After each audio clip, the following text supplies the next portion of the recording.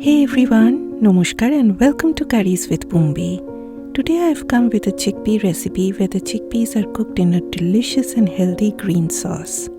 I soaked a cup of dry chickpeas in water with about a tablespoon of salt. The salt helps in softening the outer coating of chickpeas, and I always soak chickpeas for about 8 hours or more before cooking. Just before cooking, remember to discard all that salty water and give a quick rinse with fresh water. I always cook beans and lentils in a pressure cooker. Added about 4 cups of water and then set my Instant Pot to pressure cook for 30 minutes. If using a regular stovetop pressure cook it for 25 minutes. Now you can skip all these steps and just use canned cooked chickpeas if you want to make this for a weeknight dinner. Today I am using Swiss chard because I am growing them and I love its flavor. You can use spinach or mustard greens in place of Swiss chard. I do use a little portion of the red stalks as well. Chop the leaves roughly, and I did rinse the leaves very well before chopping them.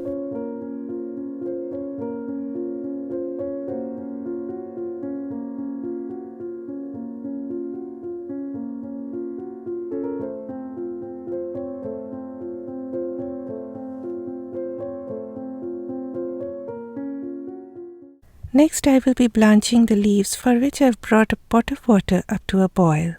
Add the leaves into the boiling water, and as soon as the water again comes up to a boil, take them out into a bowl of chilled water. Transferring them to chilled water will stop the cooking process, and the green color will be retained. Next, squeeze out the water from the leaves as much as you can. Okay, here in this cup, I have taken 1 cup of coconut milk, which I will be diluting with a cup of water. Add the leaves into a blender jar along with half a cup of the diluted coconut milk and blend everything to a smooth puree.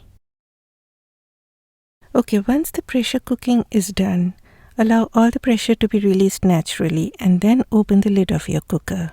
The chickpeas have become buttery soft. I transferred about half a cup of cooked chickpeas into a bowl and mashed them very well. This will bring in a thickness to the gravy. Now let's start cooking. Heat 4 tablespoons of oil in a pot over medium-high heat. Once the oil turns hot, lower the heat to low and add a teaspoon of nigella seeds, that is kalonji. Remember to lower the heat of your stove while adding any whole spices, or else they may burn. If you do not have nigella seeds, you can also use cumin seeds. Next, I added finely chopped onions along with a pinch of salt that helps the onions to soften down faster. And you're going to love hearing this. You do not need to brown up the onions too much for this recipe because that will destroy the color of this curry. When the onions soften down a bit, add 2 teaspoons of ginger paste.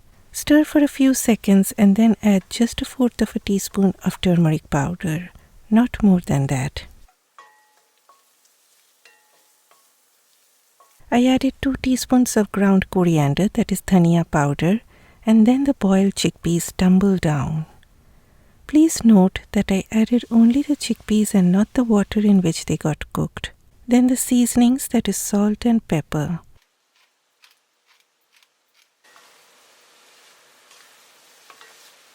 Now I will be adding that green coconut milk paste that we had blended. I added about half a cup of the chickpea water, and that's it. You do not need any more of that chickpea water. Then add those chickpeas that you had mashed earlier to bring in a thickness, followed by the rest of the diluted coconut milk. Now allow this to simmer away on medium heat for about 8 to 10 minutes. In the meantime, more of greens on the way. Since I am growing a lot of basil, so I chose to use it, but you can also use coriander leaves or any herb of your choice. I won't be giving an exact measurement of herbs today because you can use as much or as little, or you can leave them out entirely and add some chopped herbs at the end. I added a little bit of salt and just a teaspoon of oil and made a paste using a mortar and pestle. You can also add a green chili here. Add a teaspoon of garam masala powder to the chickpeas, followed by that green herb paste, and a teaspoon of red chili flakes.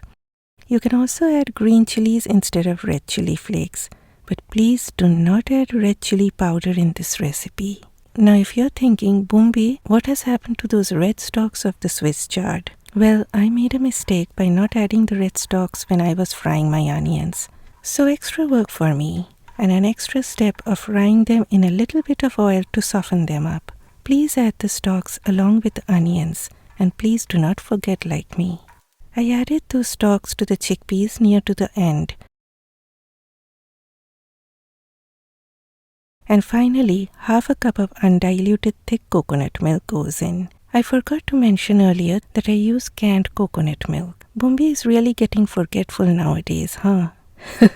Okay, finally a squeeze of lemon juice to brighten up the flavors. And you are done. It is such a healthy combination where the chickpeas meet with that creamy green sauce, and all those healthy things come together with a delicious note that everyone will love. If you have picky eaters, you can make them have greens in this way. Kids will love that color, and so will the grown-ups. You can have this with rice, roti, any flatbread, or even plain regular bread goes well. It freezes very well, so please give it a try. Please click that like button and do leave a comment for me. Bye bye.